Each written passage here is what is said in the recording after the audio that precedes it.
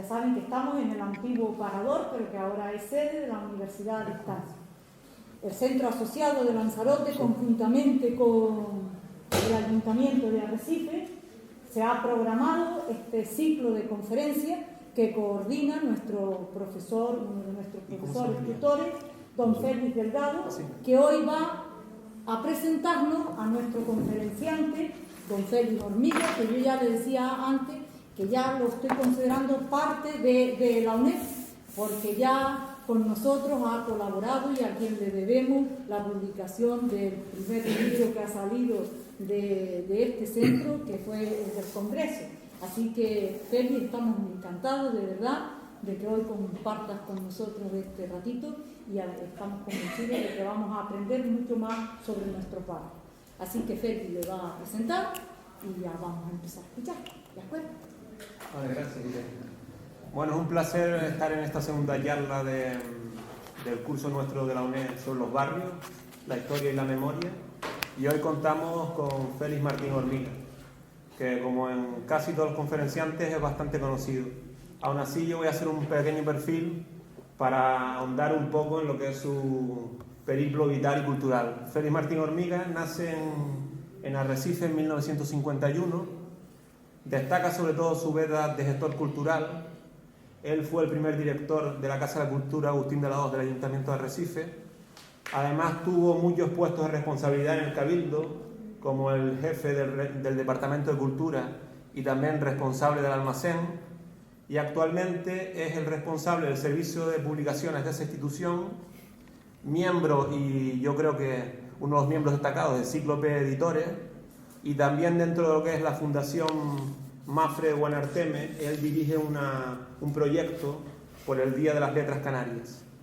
Además, esta beta de gestor cultural, muy reconocida, él es una persona que ha tenido una cierta inclinación como creador literario, o sea, una cierta inclinación a la didáctica y a la literatura.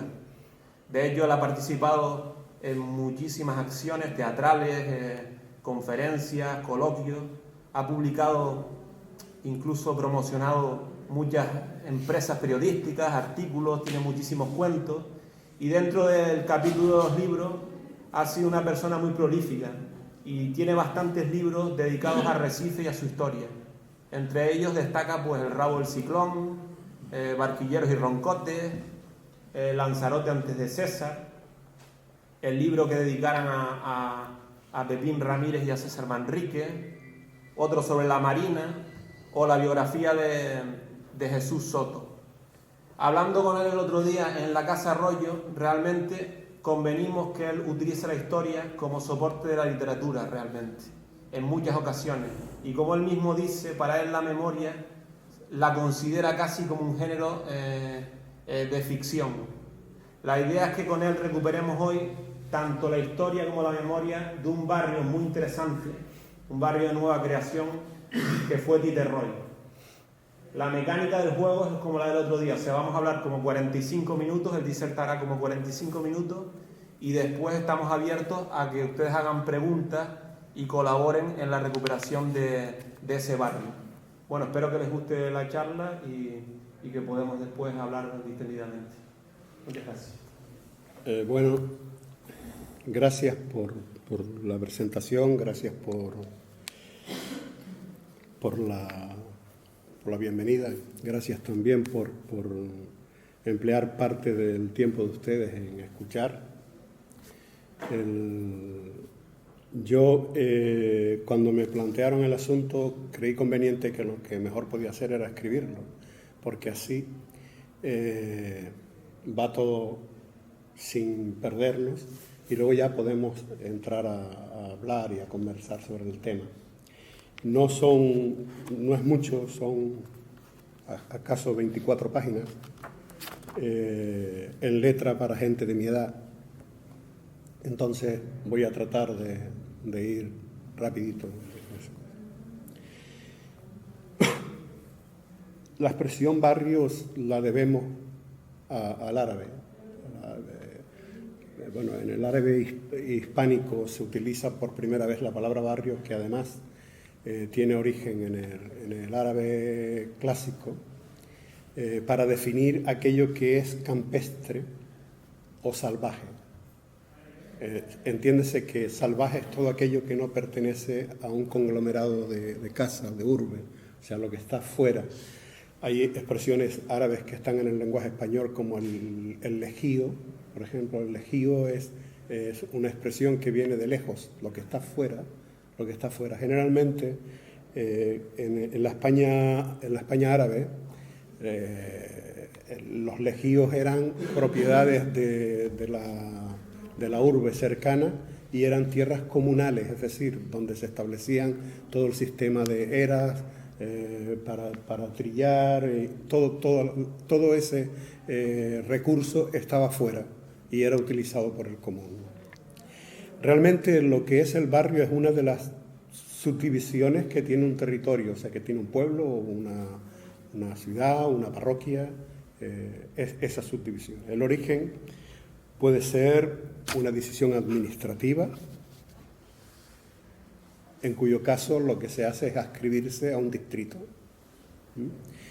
Una iniciativa empresarial, tenemos una aquí que es, por ejemplo, las viviendas que se construyen en el edificio de la factoría de Lloret. O sea, ese grupo de viviendas es una iniciativa empresarial. O la entrada en coproducción de las otras factorías conserveras con el Instituto Social de la Marina, cubriendo los costes de algunas de las viviendas, de algunos bloques de la vivienda, el caso de Valterra. Una iniciativa que ha traído mucho problema porque después de 20 años, 30 años viviendo ahí, los vecinos han creído que esas casas son suyas porque casi podríamos decir que una casa es de una persona una vez que mete la primera cuna. Es decir, cuando una familia llega y coloca una cuna, lo que estás es haciendo, construyendo la casa. La casa en el sentido más básico de la palabra, que es refugio o hábitat. Entonces, claro, cuando a los 30 años les dicen la fábrica que las casas son de ellos, que son de la fábrica, se monta el contencioso que se ha montado hasta parecer que ya va por buen camino y que la gente puede tener esas casas como propias, ¿no? Hay iniciativas sociales, municipales, gubernamentales, como las casas de renta limitada o solidarias, que a veces intervienen en la iglesia de alguna manera. Piensen en las 6 casas de Argana, que llamaban también las casas de los pobres, ¿no? Ese grupo de 6 casitas en Argana Alta. Se da, por supuesto, de una manera natural, muy común, la existencia de un barrio por decisión particular familiar, es decir, un grupo de gente que se reúne, compran un solar y luego viene un pariente y compra un solar para estar cerca y demás. Por ejemplo, los Alonso. En la primera línea de la barriada de Valterra vive un Alonso. Los Alonsos inicialmente viven en Los Charcos, donde hoy es la zona de Costa Teguise del hotel, ¿cómo se llama? El Hotel Grande. El Hotel Salim. Ellos viven por ahí, en la zona que llamaban Los Charcos, viven por ahí. Entonces, como tienen familia viviendo en Valterra, José Alonso construye una casa en Los Alonso. Es una primera casita, ahí bajo una cosa que los chicos de Valterra llamaban el morro de Tío Pepe. El morro de Tío Pepe no es otra cosa sino un morro donde pusieron una publicidad del vino Tío Pepe. Y yo creo que era el único cartel de publicidad que había en todo Lanzarote de esa tipología. Un cacho grande, como el Toro de Osborne, pero con librea, ¿no? Barrios que nacen por la proximidad o por la historia alrededor de una urbe y se van creando, como la Florida, Barrio Florida, La Vega, La Molina, Taiche Chico, La Puntilla, La Destila, La Ermita, La Era de Castro, El Potrero, El Lomo, Portonao. Todos esos son nombres de barrios que han ido desapareciendo. En el barrio de La Vega tenemos un ejemplo claro de cómo una adición urbanística a un disperso persistente cobra el nombre de barriada. El caso de la barriada del Carmen, edificada por el Mando Económico. Yo no voy a hablar de estas barriadas porque ellos van a tratar los temas de esas barriadas, pero sí las nombro para indicar cómo hay Hay una cosa que es totalmente desigual, asimétrica. Por ejemplo, en la historia de Arrecife, los barrios no pintan nada. Es decir, ni la gente de los barrios parecen pintar nada. Parece que tiene que haber una acción de tocar el santo, en el sentido de bajarse, pertenecer a una comisión de fiesta, entrar en el dinamismo de la administración pública para que eso se pueda dar, ¿no? Mientras los barrios son algo que están allí alejados. El acercamiento a la ciudad por parte de familias con fines de búsqueda de empleo también generan barrios al decidirse por suelo del extrarradio debido al mejor precio.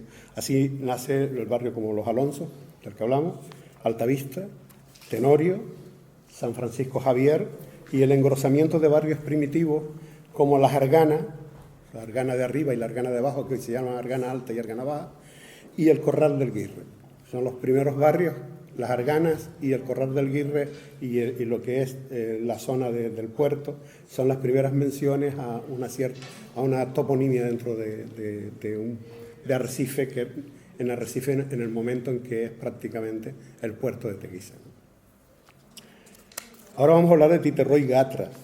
A mediados de la década de los 50, de 1900, nace Titerroy Gatra, coetáneamente con la Barriada Roja, Marqués de Valterra.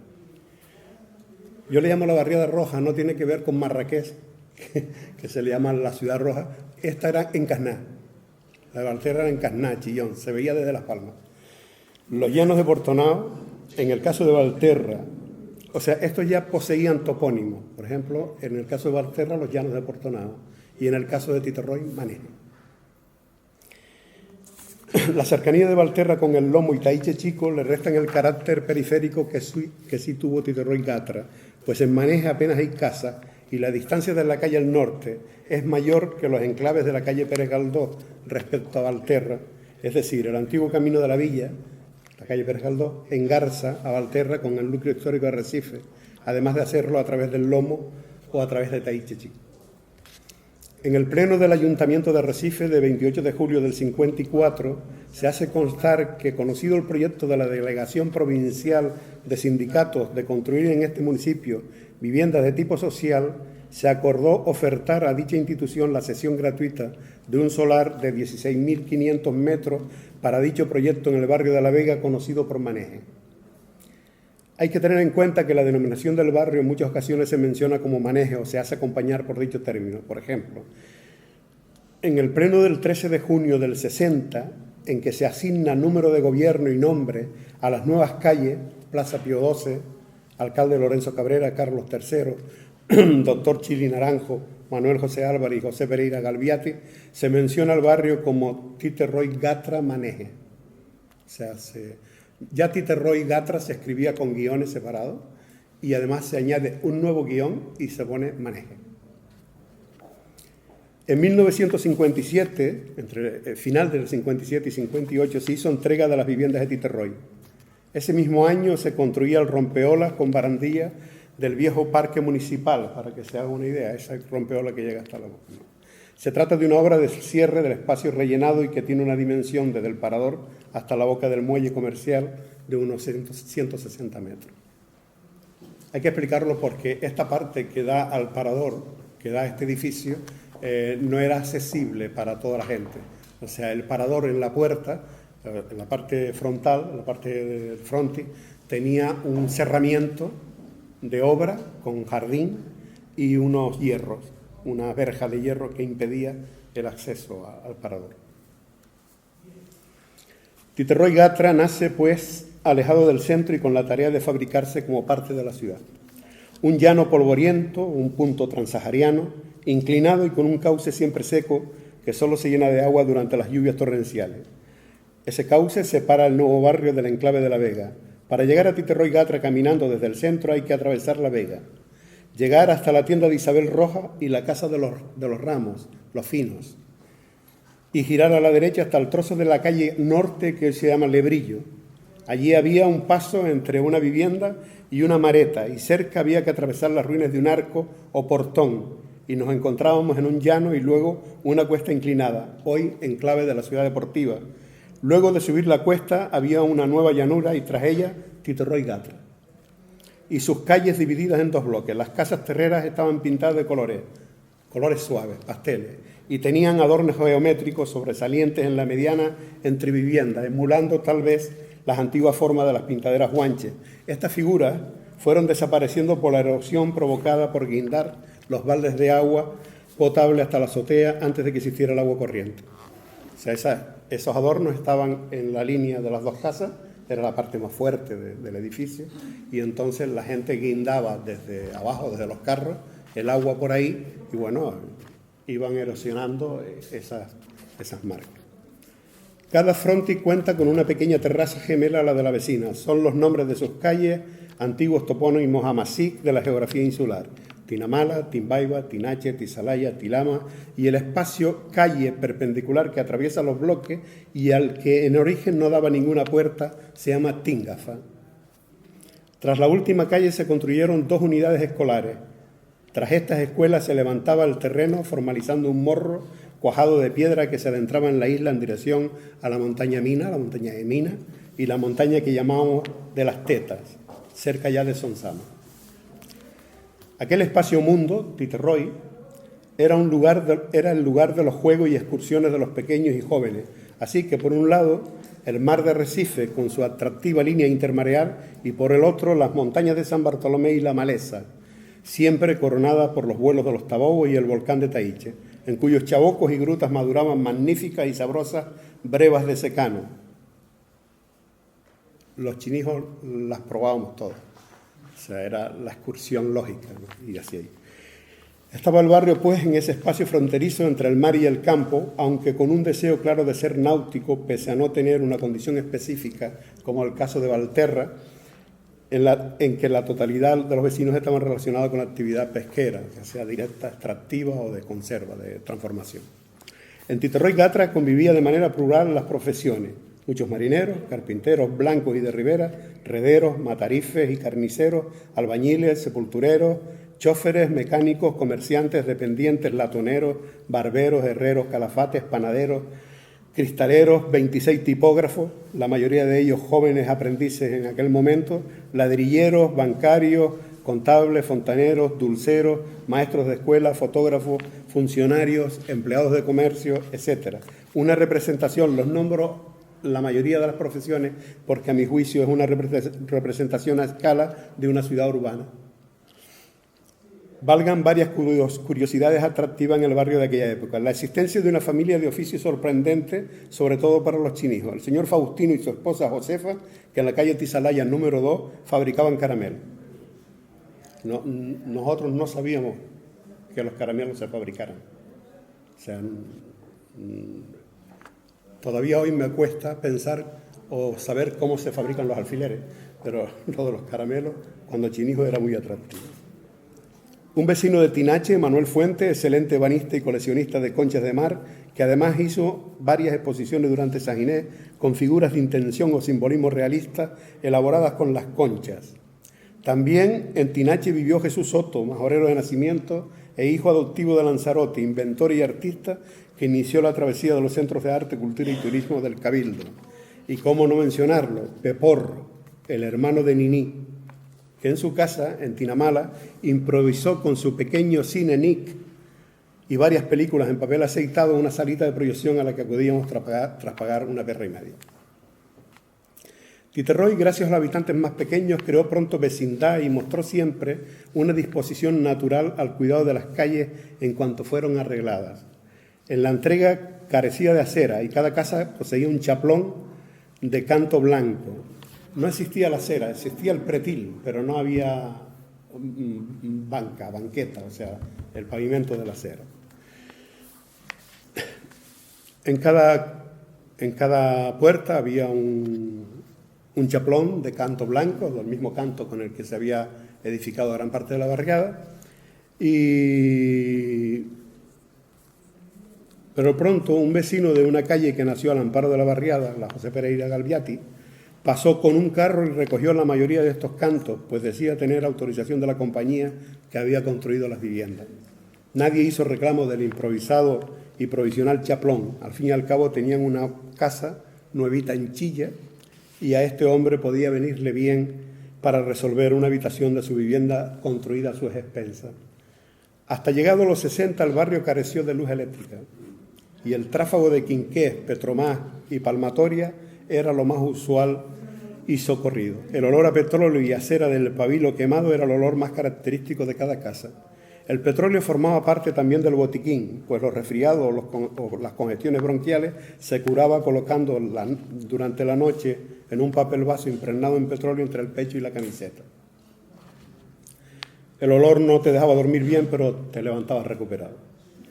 Las casas de Titerroy tenían cocina incorporada. Se trataba de una cocina de carbón empotrada en un poyo en el mismo espacio del salón y comedor. Poseía la casa 3 dormitorios, un baño, una despensa, salón, cocina y un patio. La despensa era algo así como la quina San Clemente. O sea, a los niños se les daba un huevo con la quina San Clemente para abrir el apetito y todos los niños preguntaban, ¿y qué hay para comer? Pues la despensa era un tanto de lo mismo, o sea, no sabíamos qué teníamos que guardar en la despensa porque nadie reunía comida para tener la despensa. Entonces las madres juiciosas guardaban las escobas.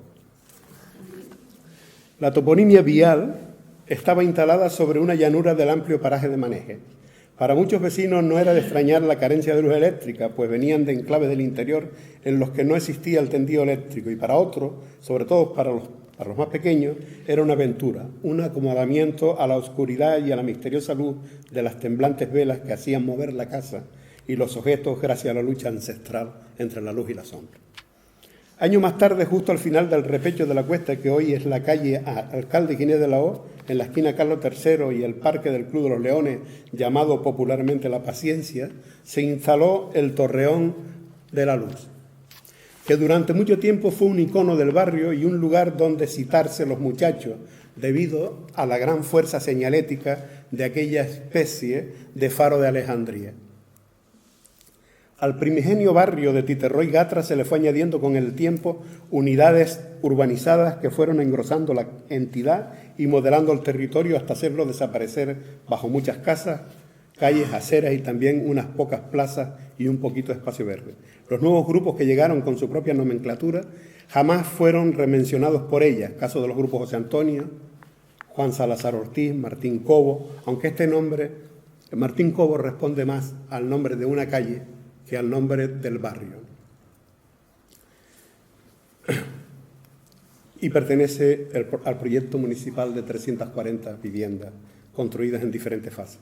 Pero todas esas unidades fueron perfectamente integradas bajo el nombre de Santa Coloma, pues así fue como, desde no se sabe qué oscura decisión, optaron por silenciar el nombre Titerroy Gatra y con ello el intento de revivir un topónimo cuya explicación requería hablar de la cultura y población prehispánica en un momento en que la Sagrada Unidad de España había sepultado a un número importante de identidades culturales distintas a su factoría castellano-aragonesa. Ya el término Titerroy Gatra se registra en 1935 aplicado a un equipo de fútbol. La motivación para denominar a Titerroy Gatra como Santa Coloma vino de la afirmación de que gracias al tal marquesado de Santa Coloma se pudo hacer las viviendas, pues había hecho donación de los solares. Busquen, les invito, a un marqués que haya regalado tierras de manera desinteresada y nos veremos obligados a cambiar la historia del mundo. Titerroy Gatra y cada uno de los nombres de la primera unidad construida fue como una llamada a las preguntas de quienes querían conocer algo más de la historia de los pueblos donde habían nacido. El 30 de marzo de 1990, el barrio recupera el nombre, ahora con la fórmula de una sola palabra, Titerroy. Ya no hay separación entre Titerroy y Gatra, se fue, y se queda como Titerroy. El barrio pronto se instituyó como patria, en el sentido vertebrador de las palabras. Ya saben, Rainer María Rilke decía que la verdadera patria es la infancia.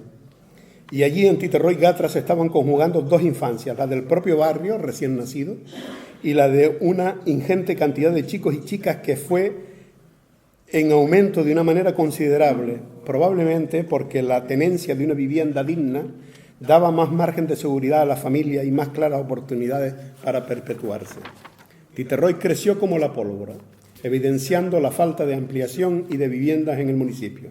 La construcción de la barriada comenzó antes del 57 y ya en febrero del 58 se sacan a concurso las obras de construcción de un nuevo grupo de 100 viviendas junto a la barriada de Titerroy. El 18 de junio de ese mismo año comienza a operar una línea de guaguas que enlaza Titerroy con el centro de Arrecife y Puerto Nao, desde las 6:30 de la mañana a las 1:30 de la madrugada. Dato indicativo del importante número de vecinos vinculados a la flota pesquera, el que la guagua llegara hasta Puerto Nao. Con esta línea de guagua nace una de las 2 coplillas o cancioncillas propias del barrio. El barrio solo ha tenido 2 coplas o 2 canciones, a modo de himno, y que estaban en boca de los más chiquillos que las cantaban a coro y como vengándose de la creación, es decir, a grito desafinado y pelado. La referida a la guagua decía: ya viene la guagua, ya viene el guavero, ya viene Perico cobrando el dinero. La otra cancioncilla de carácter más safio se refería a Valterra y mostraba trazos de la rivalidad existente entre los 2 primeros grandes barrios de Arrecife y se cantaba exclusivamente cuando se iba de guerrilla o cuando alguien de Valterra aparecía en Titerroy. Dicen que Titerroy es feo porque no tiene balcones, pero los tiene Valterra y son una partida de... bueno, cosas de chiquillo.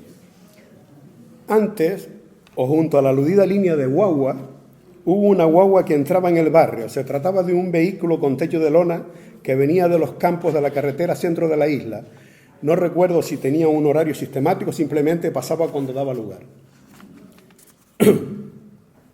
He de decir que todas estas guaguas puso en forma a todos los chiquillos, porque nada más aparecer por la calle Gregorio Marañón o en el corte de luz de la calle que venía del cuartel, de los pabellones, todos íbamos corriendo hasta la guagua y todos llegamos hasta la última parada de la guagua corriendo detrás. Para nada, porque no te podías ni colgar, no eran como los camiones, las guaguas era muy difícil colgarse. El Boletín Oficial del Estado publica el 29 de julio del 59 las bases del concurso subasta de 160 viviendas de renta limitada a construir en la barriada de Titerroy de Arrecife. En el 61 el Ayuntamiento acuerda cambiar el nombre de lo que denominaba Maneje y que algunos llaman Titerroy Gatra por el de Santa Coloma, o sea, he hecho un saltito atrás. El mismo acuerdo saca del mapa la vieja denominación del barrio de los Arianos por lo de Alta Vista. O sea, el conocido barrio de los Arianos pasa a llamarse Alta Vista. No parece que el ayuntamiento tenga claro cómo se llama el barrio y atribuye la responsabilidad del nombre de Titerroy a algunos que lo llaman así. El ayuntamiento contradice su propia señalética, pues a la altura de los pabellones militares, justo a la entrada directa hacia la calle Tinache, que era la principal vía del barrio, había bien claro un letrero colocado por el propio ayuntamiento en el que se podía leer Titerroy Gatra. También en el 61 el BOE anuncia la contratación de la ejecución de las obras de 340 viviendas en la barriada Maneje Titerroy. En el mismo año se crea la parroquia San José Obrero y un año después se crea la biblioteca pública del barrio. El primer párroco del barrio podríamos decir que fue don Ramón Falcón Pérez, pues lo era de la parroquia matriz. Luego tuvo un párroco propio, con lo que podríamos afirmar que este sí que fue el primer párroco. Se trata de don Francisco González González, que estuvo desde 1968 hasta 1978, hombre de perfil muy social que terminó siendo muy querido por los vecinos. La casa del cura estuvo en la calle Alcalde Lorenzo Cabrero. En el antiguo Titerroy había, como se ha dicho, 2 unidades escolares en la calle Tilama, una para niños y otra para niñas. Durante muchos años se celebraban las misas en ellas, tras arranchar los pupitres contra la pared del fondo y taparlos con una inmensa tela granate y en el centro de la cual se colocaba el crucifijo. Cada mañana de domingo un trío de chicos portaban en una vara la campana e iban llamando al culto calle por calle. Pasado el tiempo, unos buenos años, un día llegó un grupo de trabajadores del ayuntamiento a la cabeza del mismo Manuel Morales, hijo de Manuel Morales, capataz del ayuntamiento, y allanaron la tierra endurecida de las calles y la empedraron con una técnica muy parecida a la romana, es decir, con cesta y a mano. Más tarde volvieron a aparecer con unas enormes botas negras y vestimentas salpicadas de charol, acompañando una maquinaria arqueológica. El olor a alquitrán caliente se convirtió en la atmósfera del barrio. Los chiquillos noveleros corríamos de un lado a otro según los benpacás de las diligentes madres que veían aquella actividad humeante y maloliente un peligro inminente. Parecían los chiquillos y chiquillas un cardumen de peces alrededor de una suculenta carnada. Quedó Titerroy Gatra como nuevito en Chilla, después del empichado. Daba gusto correr por las calles y sacarle morro a las bicicletas, los pocos que la tenía, aunque en aquella época se podían comprar en cómodos plazos.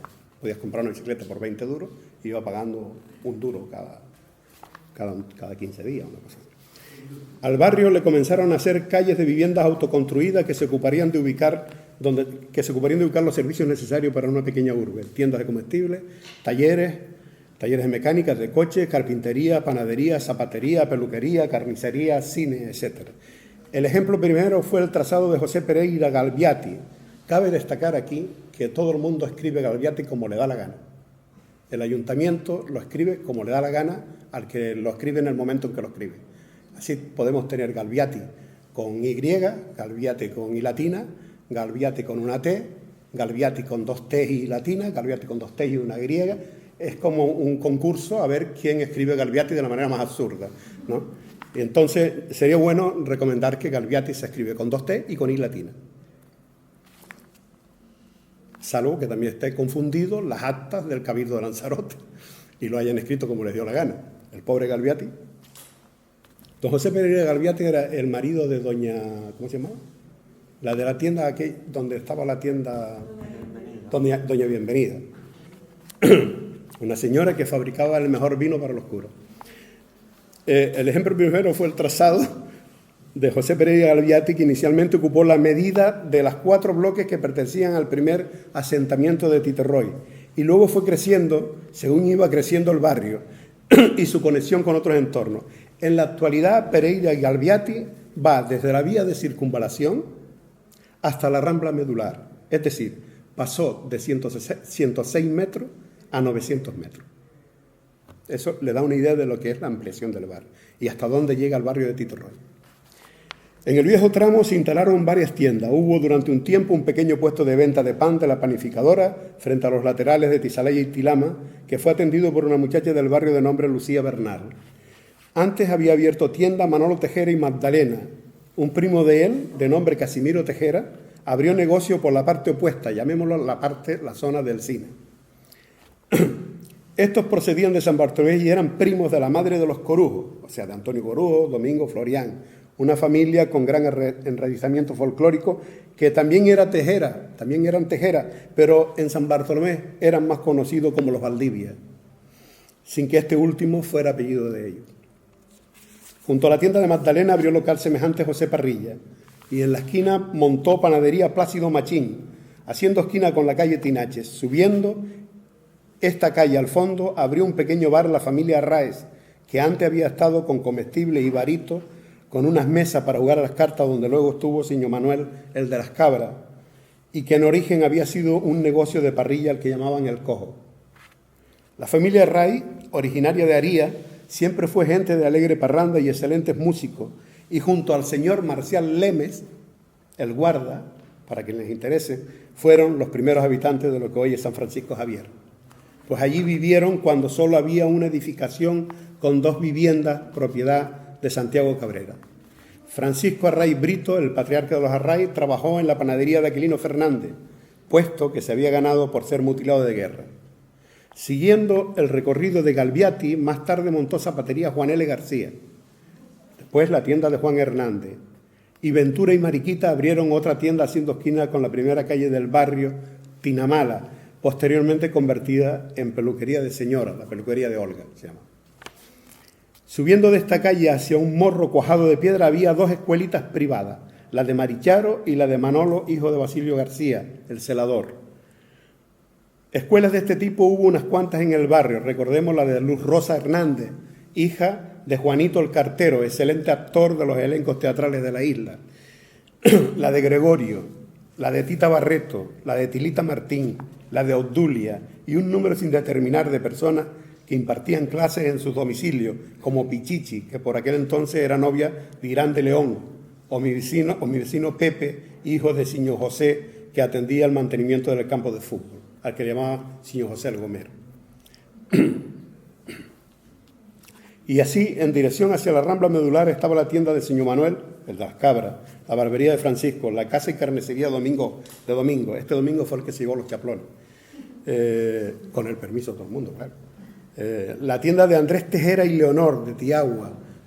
Esta tienda la recuerda muy poca gente porque Andrés Tejera, desgraciadamente, murió joven. La barbería de Pepín Orosa, la tienda de Andrés Bermúdez. Actualmente creo que hay un asador de pollo. Y luego la tienda de ropa de Juan Alberto Morales, que después fue de Milagro Villalba, hoy una tienda de chinos. Y en medio de esa manzana la tienda de Manuel Hernández Fonte, hijo de Señor Ignacio el panadero. La carnicería de Julián, que ahora es una tienda de verduras y frutas. Cabe destacar 2 puestitos en la calle al lado del Chorro del Agua, en el hueco Plaza de Tinamala Tingafa. O sea, los 2 primeros bloques de Titerroy, del primitivo Titerroy, tenía 2 casas menos, 2 viviendas menos que los anteriores. Entonces conformaban una placita. En esa placita vivía, por ejemplo, los Romeros, vivía Peporro, el que nombré antes, y vivía los Fajardos, se vivía un grupo de gente. A ver si no me pierdo. Bueno, había esos 2 puestitos en el Chorro del Agua, en el hueco de esa plaza, atendido uno por seña Carmen y el otro por seña Juliana. Allí vendían mantecados, mimos y otras golosinas fabricadas por ellas mismas. Las vecinas del barrio guardaban las claras de huevos para ellas. O sea, durante la semana iban guardando, ellas pasaban y se iban las claras de todas las barriadas. Antes sobraban mucha clara por el hábito de tomar la yema con el vino. En ese mismo espacio se instalaba cada año, por la cercanía de la fiesta de San Ginés, Isidro Gómez con su espectáculo de marioneta Chopito y Chaporro, al que acudíamos los chinijos llevando un regalo para los ancianos del hospital y a cambio nos entregaba un sabroso refresco Royal Crown. Para atender las necesidades de las actuaciones se hacía acompañar por Manuel Morales, al que ya nombramos como el empichador del barrio. Curioso resulta que en el tramo alto de Tinamala, que lo forman 6 viviendas, existían al menos 7 personas con el mismo nombre, en distintas casas. Marcial. En la actualidad, la zona de vivienda autoconstruida, al igual que la del cine, combina las viviendas con comercio y empresas de distinta índole, siendo el motor comercial del barrio. Por la parte de la avenida Hernández Álvarez Quintero, o sea, la parte más cercana al cine, que comienza hoy con un hiperdino, estaba la tienda de Casimiro, el que hablábamos que era primo de Manuel Tejera, la de Obdulia, mujer de Rafael el taxista, que también tenía una escuelita, y más tarde abrió en la zona un bar Lázaro, yerno de Faustino, el que hacía los caramelos. Todos estos comercios estaban en línea este-oeste y circundantes del barrio. La línea de Pereira de Galviati y la opuesta, la que dijimos Álvarez Quintero, sin embargo, pronto surgirían pequeños comercios en el mismo complejo de vivienda, caso de la tienda de Agustín Suárez, la primera en orden de aparición y que a punto estuvo de no poder abrir si no hubiera habido una afortunada firma del alcalde autorizándola y estableciendo que podía ser vivienda y local comercial, pues los comerciantes establecidos en el exterior hicieron presiones para que no se le concediese licencia. Posteriormente surgen en el mismo grupo la de los hermanos arianos José Domingo y Chano, José Domingo Rodríguez y Chano, que llamaban el del Puente, en una zona de entrando ahí a la izquierda. La de Eduardo, que llamábamos el latonero, la de Alejandro y la de Juan Ferrer. En el grupo José Antonio, la de Berriel, en Antonio María Manrique, prolongación de Tizalaya. Un pequeño bazar que era propiedad de Margarita, de esos de golosinas, colorines, perfumes, objetos de mercería. En Gregorio Marañón, esquina Eugenio Rijo Rocha. En la propia calle Tilama hubo 2 pequeñas tiendas que vendían de todo. El bazar Dulcería de Margarita Barreto y el de Rafael, que complementaba su trabajo de taquillero y atención al barito del cine Triana. En el mismo cine llegó a trabajar de acomodador Juanillo, el de Maneje, que tenía fama de buena puntería en el lanzamiento de piedra, disciplina muy importante entre los autóctonos. Recuerden lo asombroso que le parecía a los sevillanos de 1400 ver a los esclavos canarios jugando a lanzar y a esquivar piedras. El mencionado Agustín Suárez poseía uno de los 6 coches que había en la barriada y a él se acudía para cuando había que llevar a alguien al hospital y sobre todo cuando alguna mujer se ponía de parto. De hecho, llegaron a llamarle el partero. También aparece en los primeros años del barrio como miembro, Agustín, como miembro de la primera asociación de vecinos, siendo siempre vicepresidente. El primer presidente que tuvo la asociación fue José Antonio Santana, que conocíamos como Satoño. La calle Tinache era la vía central del barrio, pues era la que enlazaba con la carretera de los cuarteles y la única entrada y salida de tráfico rodado de la barriada. Los otros accesos eran caminos y veredas campestres poco apropiados para los carros y triciclos de reparto, como la estrecha vereda que, pasando por la falda del Morro de Angelito, el Fino, llegaba hasta la laguna y Afersa. La laguna era el llano donde hoy está el Tofán, más o menos, Colegio del Tofán. O sea, que llegaba hasta la carretera norte. Actualmente la calle Tinache sigue siendo un eje principal viario, solo superado por el antiguo camino de acceso desde La Vega, hoy convertido en la actual avenida Eugenio Rijo Rocha, avenida Alcalde Gines de la Hoz. El Morro de Angelito, hoy integrado a Titerroy, tiene edificación con mayor antigüedad que el barrio. Es anterior al 35 la edificación. Una casa aislada de color amarillo, habitada por Vicente Martín Hernández y su mujer Rafaela García Benasco. Una hija de ellos, Delfina Martín García, contrae matrimonio con Ángel Díaz Rodríguez, el Fino. Desde ese momento, el morro comienza a llamarse el Morro de Angelito. Estos son, para que se hagan una idea temporal, los bisabuelos y abuelos de Antonio Ramos Díaz, conocido por Toñín, el del Torrelavega. Ya que estamos hablando del Fino, trataré de concretar el origen del peculiar nombrete. Creo que en Lanzarote hace falta un trabajo en torno a los nombretes, porque sepan ustedes que un nombrete dice más que el apellido. Cuando Alfonso XIII desembarcó en el muelle de la Cebolla en abril del 1906, fue recibido por todo lo alto. Se había levantado una gran tribuna con sus columnas rodeadas de hojas de palma y fondo de terciopelo morado. Excelentes sillones y sillas esperaban paciente a la real comitiva con sus ministros y gobernantes, pero el rey niño se sintió especialmente atraído por un grupo de camellos decorosamente ataviados para tan importante ocasión. Así que se dirigió hacia ellos y rápidamente entabló conversación con Pablo Díaz, el Fino, quien invitó al monarca para que subiera a la cruz de una de las bestias. Al levantarse el camello, al rey se le rebaló el pie sobre la correa del pretal, aflojándose este y haciendo que se moviera la silla inglesa, dando como impresión que el rey se caería, motivo por el que el general Luque se precipitó hacia el accidente, pero señor Pablo se interpuso y le dijo al general: no se apure, mi niño, que el chico ya no es caído y puede ahí arriba apretar eso. O sea, que se ocupe de apretar y así no se cae. Bueno, pues este camellero que conversó con el rey y dio contestación a sus muchas preguntas sobre los camellos es bisabuelo paterno del mencionado Toñín. Y él, señor Pablo, que procedía de Tías, tenía una hermana de nombre Dolores, que va a ser el origen del nombrete. Pues ella, que era enormemente gorda, acudiendo en una ocasión al baile y al encontrarse a la entrada llena de gente, le dio por decir: abran paso que va llegando al baile Dolores la Fina. A partir de esa graciosa ocurrencia, la llamaron la Fina y a los hermanos los Finos. Para que tengan más datos de esta época que hablamos, sepan que Alfonso XIII llegó a Lanzarote en el transatlántico Alfonso XII. Y que un año antes, en mayo, había llegado a Lanzarote don Eduardo Cobián, político de confianza del monarca, que preparó la visita de 1906 y realzaron el interés por Canarias tras las pérdidas de las colonias. Era alcalde de Arrecife don Adán Miranda y párroco don Bernardo Miranda Naranjo. Durante la visita aprovecharon para inspeccionar las obras de las maretas del Estado que se habían iniciado en 1901 y se finalizaría en 1913. Es por esa visita que también se llama ese conjunto de Alcogida y Aljibe las maretas del Rey. Volvamos. Las 120 viviendas que hace más de 50 años, 55 años, ocuparon el grupo inicial de viviendas de Titerroy y que ocuparon el grupo inicial, formalizaron un crecimiento del municipio hacia el interior, ajustando ese crecimiento a la forma terrena del propio municipio, que es el más pequeño de Lanzarote y que jamás, pese a la evidencia del crecimiento, gestionó poseer más suelo o comarcarse con uno de los municipios frontera. Hagamos una comparación con los vecinos, la comparación actual. Teguise tiene una superficie de 263,98 kilómetros cuadrados, una población de 20.788 habitantes y una densidad de 78,75 habitantes por kilómetro cuadrado.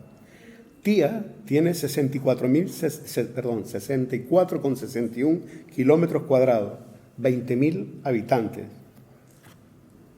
una densidad de 311 habitantes por kilómetro cuadrado.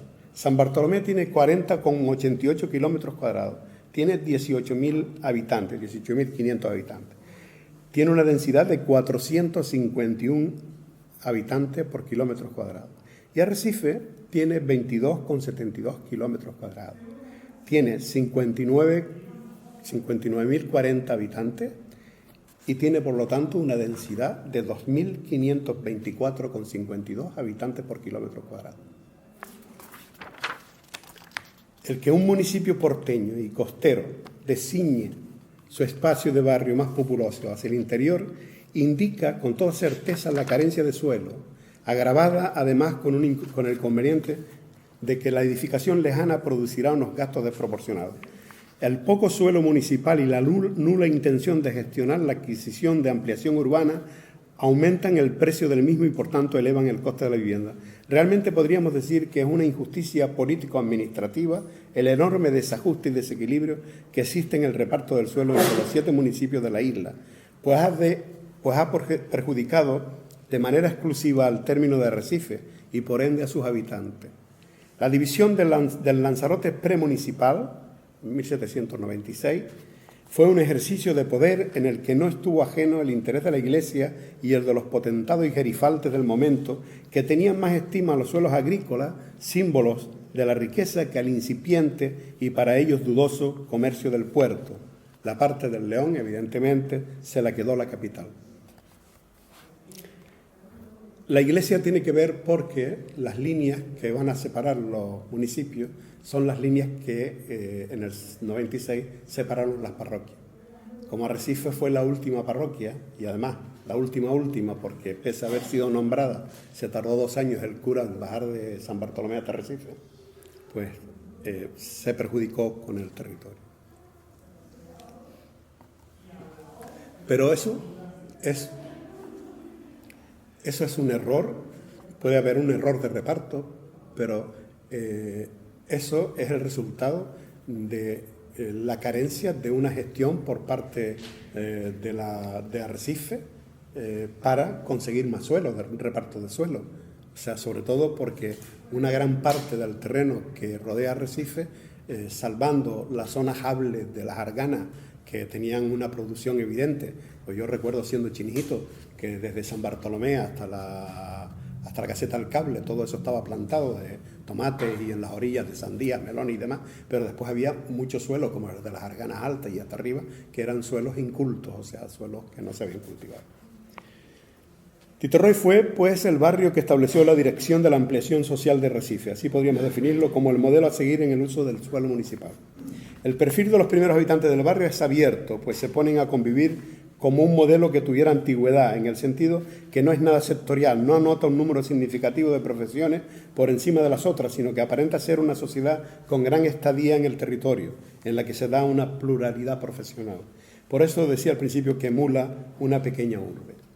Una de las características más mencionadas del primitivo barrio por parte de los ediles municipales, por lo que ellos decían, era la implicación de los vecinos en la limpieza de lo que ellos definían como su parte de la calle, es decir, la parte de la acera y la calle correspondiente al fronting. Lo cierto es que Titerroy se mostró siempre impoluta, pese a sufrir una buena cantidad de remolinos que dispersaba tierra, papel y otras basuras livianas por donde quiera que pasaban.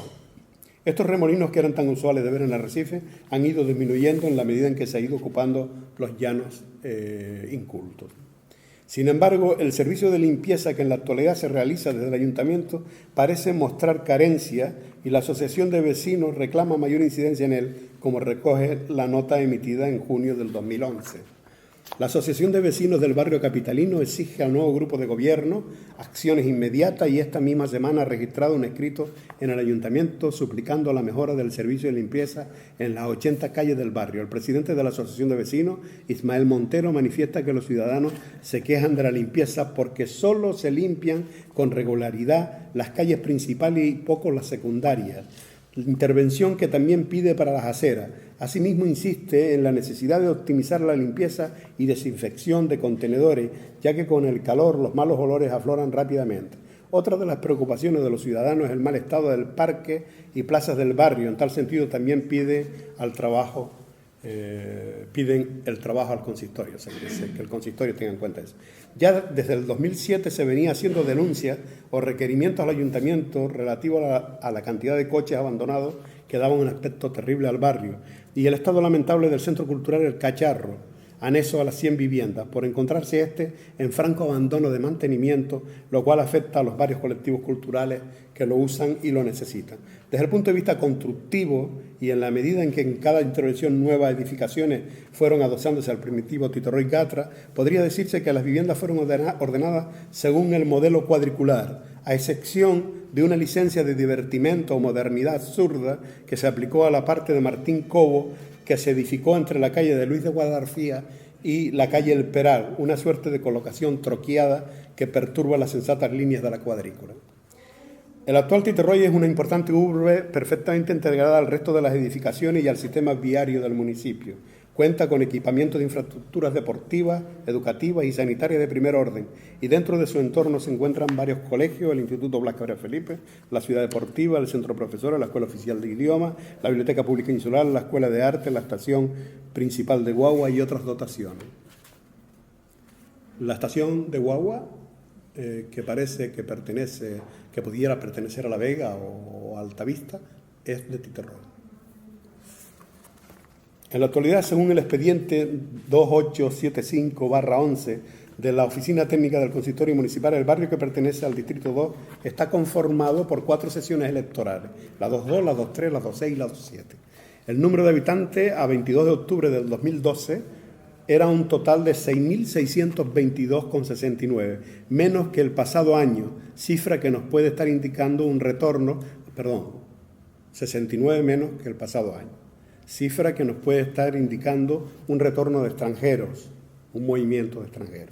Los límites a día de hoy son el perímetro comprendido entre las siguientes denominaciones: calle General García Escame, carretera de circunvalación, calle La Pardela, La Joaquina, La Antonio Jerez, o sea que son toda esa calle que separa de Altavista, y Jerez y Rambla Medular, hasta cerrar el contorno después de orillar la Biblioteca Pública Insular nuevamente con la calle General García Escame a la altura de la Cruz Roja. O sea que queda fuera del barrio el Conservatorio de Música y el teatro, pero orilla todo eso, viene orillando todo desde la estación de las Guaguas, orilla todo, engancha con la Cruz Roja y sube hacia arriba hasta el límite con Argana.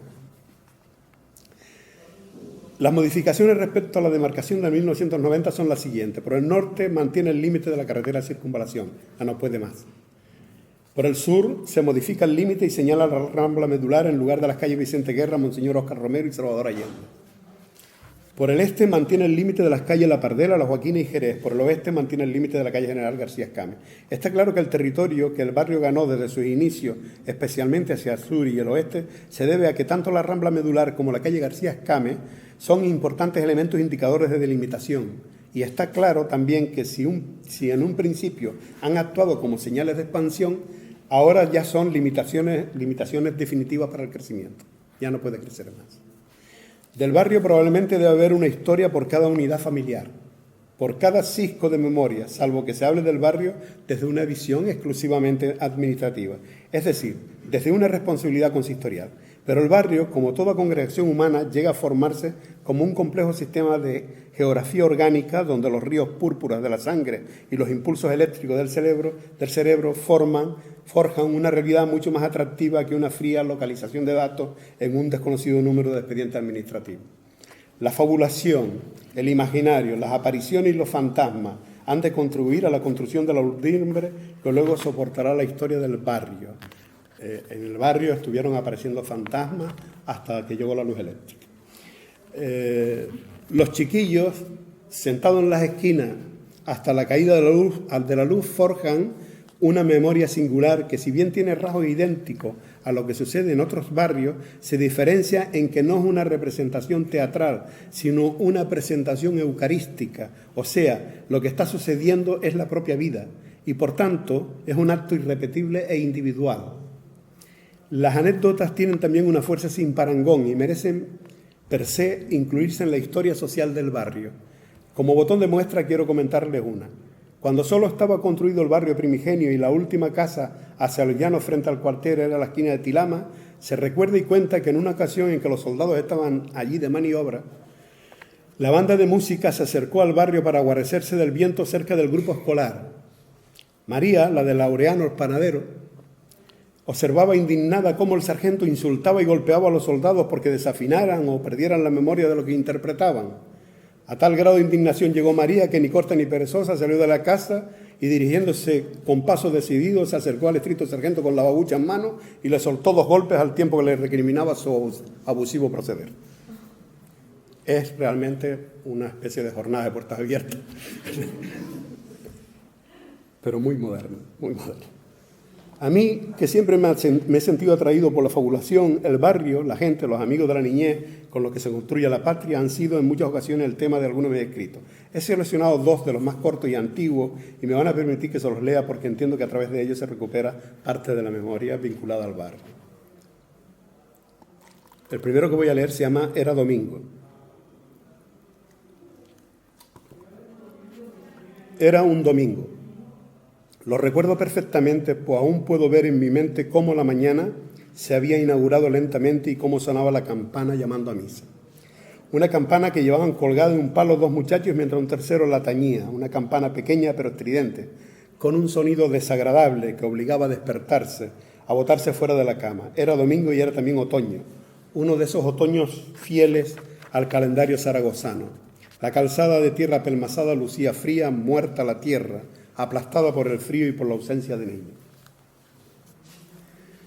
Tenía yo en ese entonces 13 años, casi 14, y la única obligación de aquel domingo era portarme bien, no dar quebraderos de cabeza a mi madre, al contrario, ayudarla a la cosa de la casa.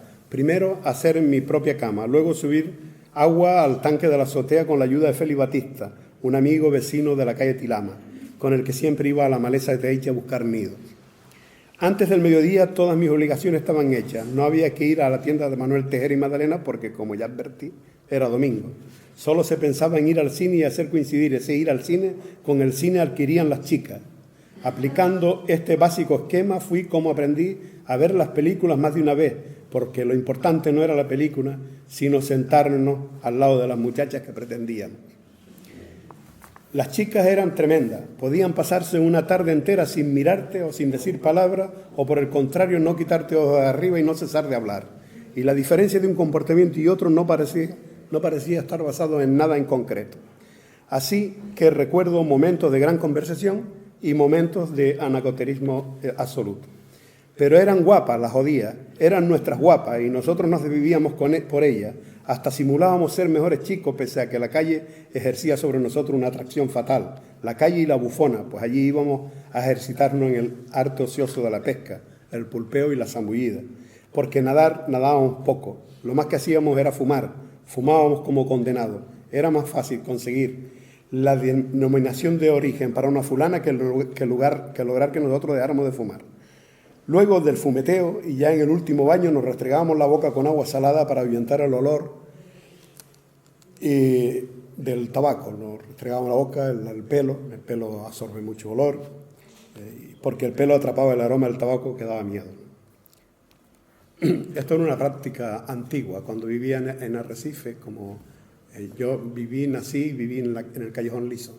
Entonces mi madre no nos dejaba que fuéramos a bañarnos a la marea en cualquier momento, porque estábamos encachazados. Ella decía, están encachazados. Éramos casi rubios de todo lo que nos daba el sol. Estábamos oxigenados tremendamente. Entonces nosotros nos íbamos a la playa, pero antes de entrar de nuevo en la casa, íbamos a un bidón donde había una obra y nos mojábamos la cara, nos lavábamos la cabeza y demás, porque además mi madre nos pasaba la lengua por la cara para ver si estaba salado y demás. Este domingo iba a ser distinto. Una de las chicas había medio admitido que Félix Batista era también su medio novio. Así que se había formalizado una relación. Recuerdo que Félix había regresado de su primer viaje a Cabo Blanco y ya podía fumar delante de sus padres. Fumaba flor de fuente.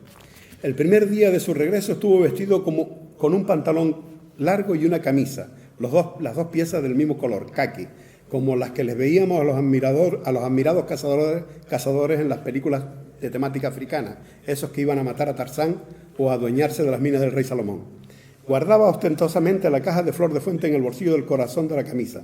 Parecía un hombre y a mí me dio la impresión que hasta podía tomarse un ron sin arrugarse. Cabo Blanco le había borrado a la niñez de un zarpazo. Hoy vamos a salir con las chicas, dijo haciendo un gesto cómico que había aprendido de Luis de Funes y que a mí siempre me hizo gracia. Ahí escondido tras ese movimiento de manos delante de la cara con el que tantas veces nos hizo reír el gendarme de Saint-Tropez, está Félix, pensé.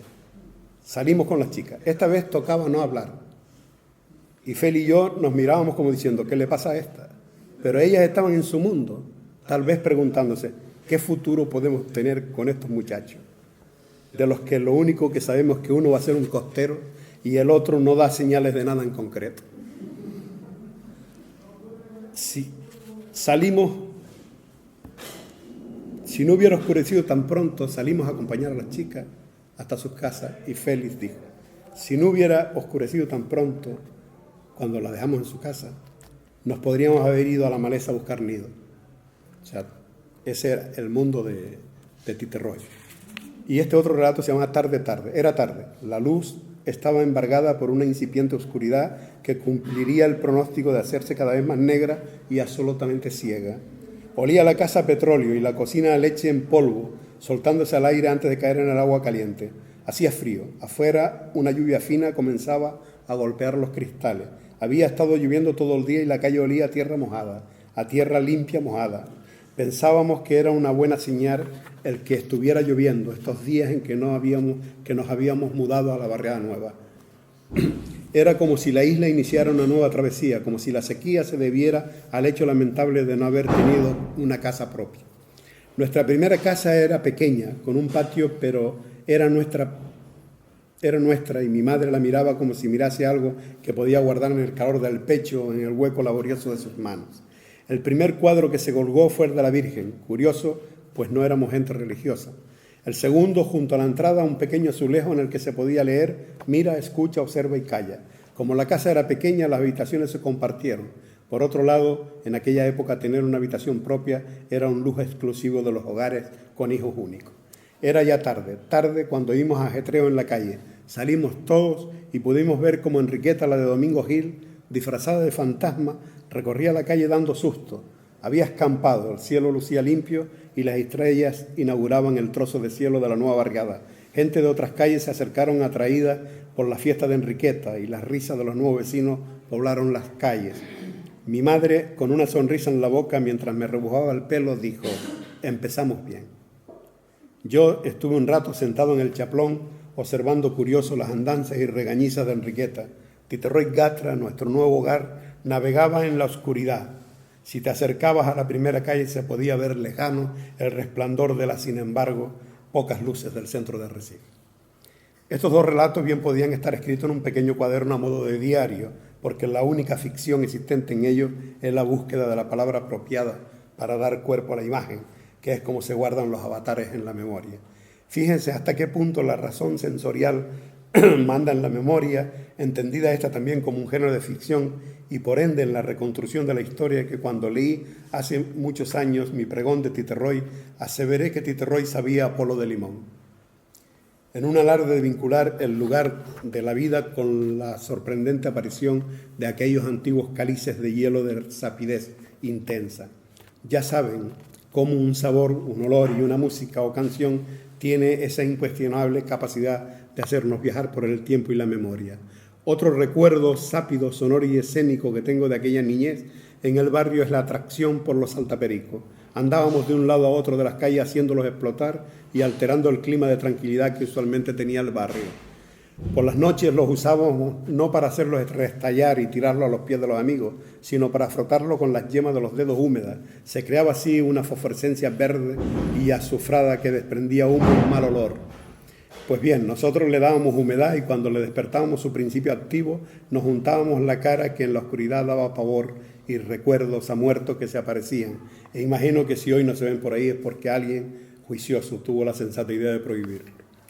El mundo primitivo del también primitivo barrio fue una fórmula nueva en Lanzarote, pues a excepción de Valterra, que es coetánea al barrio, motivo de estas palabras, fue la primera ves que una barriada era tan grande en comparación con la construcción de viviendas sociales anteriores, caso por ejemplo de la barriada del Carmen.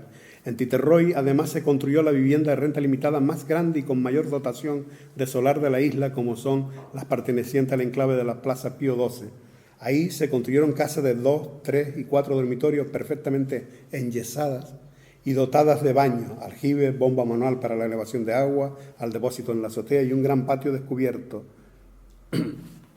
Eran casas que algunas de ellas, si tenían 60 metros construidas, tenían 90 metros de patio. Eran grandes terrenos. Estas fueron, en esta parte digo que son las terceras, pero realmente fueron las segundas viviendas. Y se construyeron casi al mismo tiempo de las terceras y a las que nosotros llamamos las casas nuevas.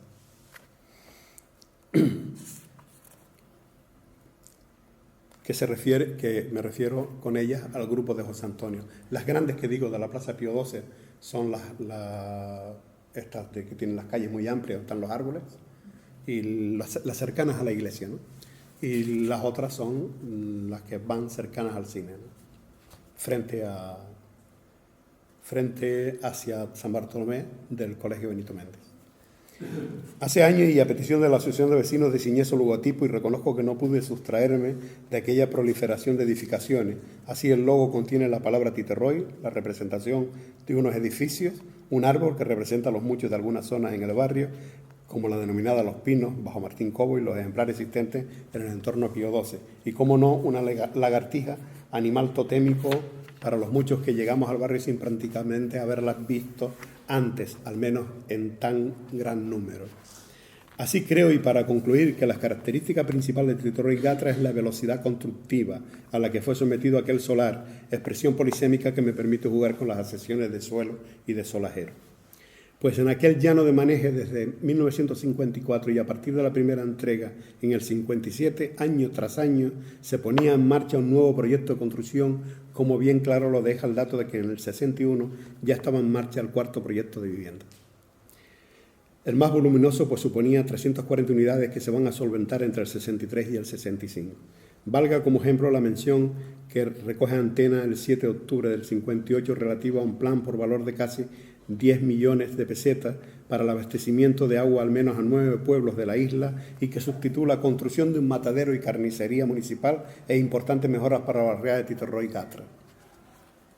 Pavimentación de la calle Jacinto Borges como importante vía de enlace entre el casco urbano de la capital y las barriadas marineras de Puerto Nao y el Marqués de Valterra. Aquí menciona que Puerto Nao es una barriada per se, con una identidad propia, y Valterra es otra. Con cargo al mismo plan se prevé la construcción de 6 depósitos de agua en Maneje para el abastecimiento de los grupos de vivienda allí construidos y en construcción, así como un plan general de electrificación del nuevo y populoso barrio arrecifeño. Está hablando de Titerroy. Todo esto al mismo tiempo en que un número nada desdeñable de familias fueron ocupando los suelos aledaños con viviendas de autoconstrucción, lugar ya mencionado como aquel donde nacieron las primeras tiendas de alimentación, bares y comercio, entre otras cosas, por la dificultad administrativa de poder abrir comercio allí donde la edificación estaba destinada exclusivamente al uso de vivienda familiar, como lo demuestra el hecho de que Manuel Hernández Fonte, que tenía vivienda adjudicada en la calle Gregorio Marañón y que él había habilitado para tienda, al final no logró la licencia de apertura, motivo por el que terminó desmontando todas las baldas y estanterías instalándose en Pereira y Galviati. Concluyendo, en muy pocos años lo que hoy es un complejo urbano perfectamente motorizado con el resto del municipio se construyó con una celeridad nada usual. No me atrevo a juzgar o a discernir si ese crecimiento veloz era motivado por las ansias de progreso. Si fue así, ya se sabe, como bien dijo el escritor irlandés y premio Nobel en 1925 George Bernard Shaw, el hombre razonable se adapta al mundo, el irrazonable intenta adaptar al mundo a sí mismo. Así pues, el progreso depende del hombre irrazonable. Pese a ello, y reconociendo la intención del insigne escritor al denunciar los desafueros de la sinrazón, yo humildemente creo que la construcción de las 2 grandes barriadas de los años 50 supuso una iniciación al progreso por el camino de la obtención de viviendas dignas y que sacó a muchas familias de cuartuchos infestos y calles y ciudadelas enfermizas. De memoria y tratando de establecer una línea sucesiva, podemos decir que el primigenio Titerroy edificado por el sindicato le siguió la mejor barriada construida en Lanzarote en el entorno de la plaza Pío XII y la única construida en Lanzarote la única de Titerroy que fue iniciativa del Ministerio de la Vivienda. Luego el grupo José Antonio, al que llamamos Las Casas Nuevas, con el mismo promotor sindical que el antiguo Titerroy. Estas 3 intervenciones ya estaban en funcionamiento en el año 60. Tanto la situada entre Tinamala y Gregorio Marañón, como las del entorno de la calle La Pinta y la Niña, frontera con el Instituto Blas Cabrera, la barriada troquiada, que hablo, entre Luis Guadarfía y el Peral, y las viviendas aledañas a Martín Cobo son un mismo proyecto que se desarrolla en distintas fases y que inicia el expediente en el 61, así que entre el 63 al 65 se edifican y es una iniciativa del Ayuntamiento de Arrecife. Le sigue el grupo de las 100 viviendas Juan Salazar Ortiz, construida por los Rosa y Barambio entre las calles Burgo y Ávila. Luego el barrio se acercó a los límites de la circunvalación y entre las viviendas de autoconstrucción se levantó en 1971 un grupo de 3 plantas por iniciativa privada, concretamente por la compañía Montaña Blanca del promotor belga Roger Ver, el mismo que había abierto en la calle La Marina el Nono Club, la primera discoteca de Recife, y el mismo que terminó arruinado y preso por no hablar el mismo lenguaje que los bancos. Y finalmente se hizo entrega en 1983 del grupo de las 100 viviendas en la calle Luis Braille. Del grupo Juan Salazar Ortiz, que fue entregado alrededor del 66, podemos añadir la documentación aparecida en el BOE número 277 de 18 de noviembre del 64. Resolución de la obra sindical del hogar y de arquitectura por la que se hace público haber sido adjudicadas definitivamente las obras para la construcción del grupo de 100 viviendas subvencionadas, locales comerciales y urbanización en Arrecife de Lanzarote. Es la primera barriada que contempla locales comerciales. Creo que después no tuvo utilidad ninguna. Por la presente se hace público que el Instituto Nacional de la Vivienda, en resolución fecha 30 de octubre pasado, ha tenido a bien adjudicar definitivamente las obras para la construcción del grupo de 100 viviendas subvencionadas, locales comerciales y urbanización en Arrecife, Lanzarote, a favor de don Juan Rosa Perdomo, en la cantidad de 12.069.314 pesetas con 12 centos, lo que supone una baja del 10,50% con arreglo al presupuesto de subasta convocado. Esto en Madrid, 3 de noviembre. Aquí a don Juan Rosa Perdomo, por error en la transcripción y en el BOE, dice don Juan Rosa Perdón. Las unidades escolares de Titerroy respondieron al nombre de San Justo Maneje. Los primeros pobladores infantes se repartieron entre las 2 escuelas de Tilama y las 2 unidades aledañas a los pabellones militares que repartían sus plazas entre La Vega, los hijos de los militares y los de Titerroy. Después se crearon varias unidades más en el terreno de las primeras y el centro que lleva el nombre de uno de los maestros más solidarios y entregados socialmente a la enseñanza, merecedor de las más altas distinciones y agradecimientos, don Benito Méndez Trajano. Inicialmente un complejo educativo con edificio de vivienda para maestros, 10 viviendas y 10 aulas, edificadas por el Plan Nacional de Construcciones Escolares en 1966. Su primer director fue don César García Hernández y el maestro que más tiempo trabajó en este centro fue su hijo Agustín García, que también llegó a ostentar la dirección, yo creo que al menos en 2 ocasiones. Fue también director de este centro José María Espino, entre otros. Creo que con sus 5 plantas, este edificio de vivienda sigue siendo la construcción más alta del barrio. Hoy, a estos recursos educativos se le añaden la Escuela de Arte Pancho Lazo y el IES Blas Cabrera Felipe. Me hubiera gustado haberles hecho una presentación más moderna de esas con PowerPoint para facilitarles la comprensión temporal del territorio y su desarrollo espacial, pero pertenezco al mundo de la palabra y solo espero que hayan obtenido un poco de información acerca de un barrio que si hoy tuviéramos que registrarlo probablemente utilizaríamos el término Atitaradoca. A tenor de las más aventuradas y recientes investigaciones en el entorno del lenguaje de los primitivos habitantes de esta isla, una voz luminosa, un nombre que nos sitúa en el plano de la isla antigua y de los primitivos habitantes que nos hace herederos de su memoria. Así que será conveniente informar y corregir con buenas maneras a aquellos que aún hoy por inercia usan el término de Santa Coloma. Entre las traducciones posibles de Atitarahuaca, las palabras que están las letras que están en minúsculas es que no se pronuncian. Por lo tanto, Atita se une la A de Aroga acá, Atitaradoca, y viene, según alguna gente, a significar la fuente que fluye amarga, la fuente que fluye, fluye, la fuente que fluye, roja. Pero semánticamente rojo y amargo viene a ser casi lo mismo. Ahora vamos a pasar unas fotos. Este es Titerroy Gatra, este es Titerroy, la última denominación, en el año 68. Ese edificio que está aquí tiene un palo que llega hasta el final del mundo. Bueno, este edificio que está ahí es donde estaba la escuela de Luz Rosa, la escuelita de Luz Rosa. Se ve en primer parte el grupo de Salazar, Ortiz, la plaza de Pío XII. Ven lo que les decían, es como Titerroy, que es esto, el primigenio, tiene menos casas en la primera calle que en la segunda o en la resto. Entonces forma esta placita, donde a veces se hace la fiesta o se pone un escenario. Esta placita. Este es el primer grupo. Este es el segundo grupo. Y la prolongación desde Tinache hacia atrás, hacia Luis de Guadarfía y hacia el cuartel, sería el tercer grupo. Luego ya vendría, vamos a pasar la otra foto. A ver si se ve. Sí.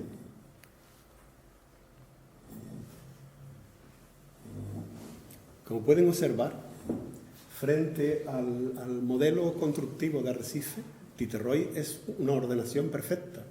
O sea, responde perfectamente a la cuadrícula francesa, salvo este trozo. ¿Ven? Este disparate. En primer lugar, ni siquiera busca el sol. O sea, no se sabe qué busca. A alguien le pareció gracioso, que podría ser divertido, un juego así como pictórico, y cambió todo esto. Esto es Martín Cobo, la calle, estos son los pinos, estos son los colegios, aquí ya está... Esta foto es de la misma época que la otra. Aquí ya están los grupos escolares, estos fueron los primeros, y estos son las unidades. Quienes son de Titerroy recuerdan la escuela de Don Nicolás, que le llamamos Lala. Estos son esas escuelas. Esta es la construcción de la ciudad deportiva, que se inició en el 62. Y ahora vamos a ver una serie de fotos. Puedes empezar desde la primera.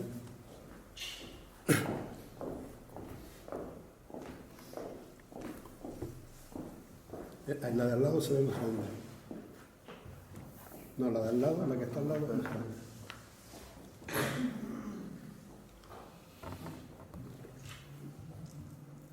Bien. Esto es Titerroy del 57. Y este son entre los tres conforman el Titerroy, que en el 60 están prácticamente terminados.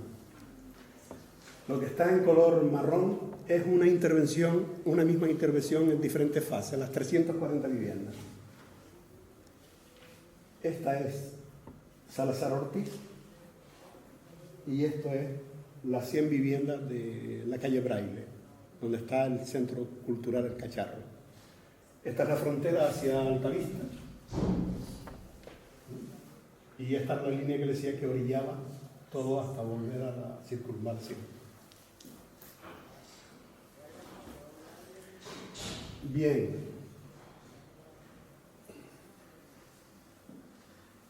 Esto es Arrecife en 1956. Estos movimientos aquí que se ven de marca es el inicio de Titerroy. No está construido nada todavía, o sea, no está ultimado nada. Estas dos líneas blancas son los pabellones militares y entre ellos la carretera que va y engancha y va a enganchar con Tinache, que se está construyendo. Estas son las salinas que llegaba hasta detrás del cuartel, las salinas de los Betancores.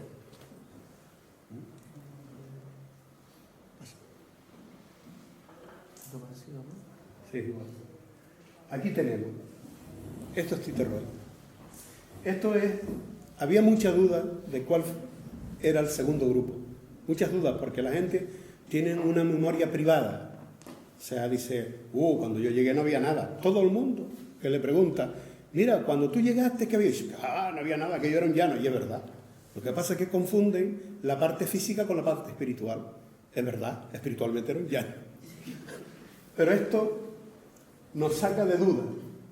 Este es el primigenio Titerroy, este es el grupo del Ministerio de la Vivienda, las casas grandísimas, aquí estaría la iglesia, no está el estadio, como ven, y esto, estas trazas que se iluminan más aquí que aquí, porque tendría que llegar hasta aquí, es el grupo José Antonio, lo que nosotros llamábamos durante un montón de años las casas nuevas. Es muy probable que estos bloques ya estuvieran desarrollados cuando se inició pero un presupuesto del ministerio es mucho más poderoso que un presupuesto del sindicato. Y es muy probable que se hayan avanzado mucho en las obras. ¿Sí? Esto es un plano magnífico. Es una pena que esté en tan mal estado. Yo lo saqué de internet y tengo que localizar a la gente que lo ha puesto porque es un plano que tiene una leyenda de 60 puntos de definición. Todo eso, dando nombre a todas estas cosas. Es muy interesante porque estamos hablando del arrecife en la época en que dentro de la leyenda está el Hotel Oriental, está el Hotel del Refugio. O sea, es un plano muy bonito. Y tiene un color muy atractivo en origen. No sé si lo...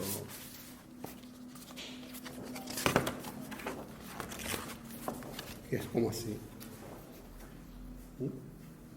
¿Lo pueden ver? O sea, es como un papel quemado, es muy, muy bonito.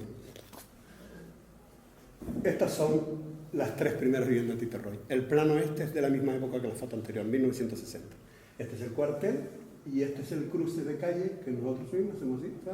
Y esto es Sanjurjo Maneje, la escuela en la época en que daba la clase don Virgilio Cabrera.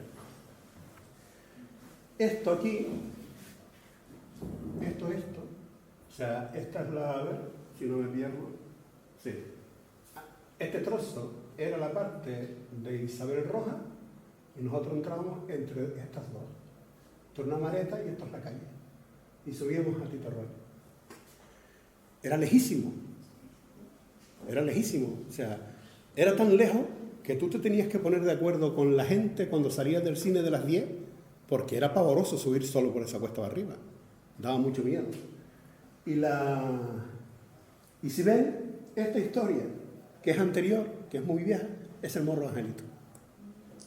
Es una casa que tiene además cercados, tiene plantaciones y demás.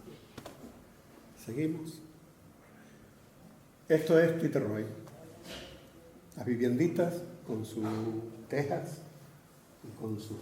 Estas son más o menos las azoteas de Titerroy, del primer barrio. ¿Sí? Esta es otra vista. Me parece sorprendente que donde se derrama un montón de información, por ejemplo en internet, de imagen y demás, un barrio tan importante para el desarrollo del Arrecife, apenas hay fotos. ¿Sigue? Bueno, esto que es tema de Félix, quiero decir, la parte que va, esto es la Alcoholera. Esta foto yo la traje porque este es el trozo de la antigua calle Norte, que hoy se llama Lebrillo, y este es el camino que usábamos. Aquí hay una mareta, el camino para ir a Titerroy. Habrá otra foto que lo vemos. Claro, pero es el tema de él, pero también es el tema mío. Esto es la Escuela de Arte Pancho Lasso. Y esto es todo Valter, esto es Titerroy. Fíjense... Ya está en la escuela, de los 65. Sí. Fíjense que final de los 60. Sí, de los 60 y largo. Sí. Fíjense, el modelo constructivo de la escuela es totalmente súper moderno comparado con la arquitectura. ¿Y ese edificio de antes, eso no era de nuevo? Esto es la Alcolera. ¿Cómo? La Alcolera, la Torre del Alcol, la Alcolera. La Torre La Vega. ¿Quién era propietario de eso? No lo sé, eso ahí vivía Valentín enfrente, pero yo no sé nunca quién fue el propietario. Para quienes piensen que el nombre del equipo Torre La Vega viene de ahí, sepan que es muy dudoso, porque el equipo Torre La Vega no nació en La Vega, sino en la calle Mina, o sea, cerca de la calle Real. Y a mí me cuentan unos noveleros que dicen que un día estaban sentados y no sabían qué nombre ponerle al club, y pasó un coche de esos que tenían las gomas negras con una parte blanca, y decía Torre La Vega. Y dice, mira, Torre la Vega, y le pusieron eso, o sea, fíjate. La otra versión es más bonita. Sí, sí. Esto es la calle García Escame. Este es el camino a Titerroy. ¿Recuerdan los azulejos de Fili? Aquí vivía Aeto Fino, al lado Isabel Roa, aquí frente estaba el barito del padre de los Pereira, de los Pereira. Y había un camino, aquí había un solar y por aquí había un camino que enlazaba la Rive de las Flores y todas esas cosas. Y esto es un cauce de agua que indica el camino de la vía de agua desde la montaña Mina, de toda esa zona de acogida de agua, hasta entrar en Arrecife. ¿Sí? Esto es lo mismo, ¿ven? La gente camina por aquí arriba, porque hay un teste elevado y la gente camina por ahí. ¿Sigue? Bueno, también hay gente que camina por medio de la carretera. Esto es agua. Esto es una lluvia. Indica cómo este era el camino. ¿Sigue? Arrecife entraba agua hasta llenar el estadio, el campo de fútbol olímpico. Se llamaba así. Entraba agua por aquí arriba y entraba agua por la calle Gómez Ulla, que había un puente con unos salvadores de agua y entraba por allá. Esta gente estará aquí alrededor de este camión por nada en particular. Puede estar por dos razones. Una, porque llover es un hecho inusual y todo el mundo sale a mojarse. O sea, yo recuerdo cuando chinijo que cuando llovía lo que hacían era botarnos a la calle y mojarnos todos. Sí. Y probablemente todos estos estén aquí porque hayan tenido que empujar el camión y sacarlo del barro. ¿Sigue? Es lo mismo, está puesta con la intención de que efectivamente esté en el camino. Se tardó muchos años en asfaltar toda esta zona, sobre todo el barrio, sí. Esto yo creo que tuvo que ver cuando la bajada de la Virgen de los Dolores, una de las veces que baja Recife. ¿Sí? Esto ya es una vista desde la misma casa que estaba sacando esta foto, sacan esta zona, que recuerdan que del chorro, el Pilar del Agua, hasta el llano aquel donde estaban los corrales de Mateo Perruño, todo eso estaba vacío de casa, hasta el otro año. Sí. Seguimos. Ya está. Ya está. Si tienen preguntas o comentarios. Si quieren hacer alguna pregunta, alguna duda, aunque vamos un poco de tiempo, pero si tienen alguna cuestión que quieran saber sobre el barrio de Titerroy, este es el momento. Te puedo asegurar que si hubiera aprendido a callarme, hubiera estado mejor hoy. Pero bueno, lo que sí quiero que entiendan es que es un barrio que se construye con un imaginario que es muy interesante. Y es un barrio que nace casi sin identidad relativa a cosas como la patria. Es una cosa curiosísima. Por ejemplo, estando yo en la escuela, el maestro mandó a 3, entre ellos a uno de mis hermanos, porque antes en las escuelas estábamos todos juntos. Era en la época del queso y de la leche en polvo y todas esas cosas. Y un día mandó a buscar una bandera para la escuela en el colegio del Generalísimo. Fueron hasta abajo a buscar la bandera. Salieron como a casi las 10 de la mañana, 9:30 por ahí, a buscar la bandera. La bandera era un cacho de bandera tremendo y un palo y todo, porque carecía, la escuelita carecía de bandera. Y entonces los chicos llegaron como a las 11:30 por ahí, un poquito antes, se pusieron en la puerta, permiso, ¿sí? Entran y se sientan. Y pasó como los más largos 3 segundos del mundo y dice el maestro, ¿y la bandera? Y dijeron los 3 al mismo tiempo, dice, ¿uy, la bandera? Dice, ¿uy, y ya perdimos la bandera? Y el maestro miraba para ellos como si estuviera mirando a extraterrestres, que se van a perder la bandera. Pues se quedó en eso, los chicos no respondieron a otra cosa, sino que habían perdido la bandera. Eso sería un jueves, por ahí. El sábado, que tocaba guerrilla, y tocaba guerrilla con La Vega, se fueron todos los guerreros de Titerroy, a donde luego se puso el Torreón, y aparecieron, después de tambores y de historias, la gente de La Vega. Delante de ellos, uno conocido popularmente como Chahuille, que venía con semejante palo y semejante bandera. la bandera corrió delante y todos detrás. Y entonces los otros que habían ido a buscar la bandera empezaron a reírse. Y los chicos le preguntaron, pero ¿y esa es la bandera? La perdimos jugando al boliche con la gente de La Vega. Fue muy divertido. Sí. Bueno, pues muchas gracias.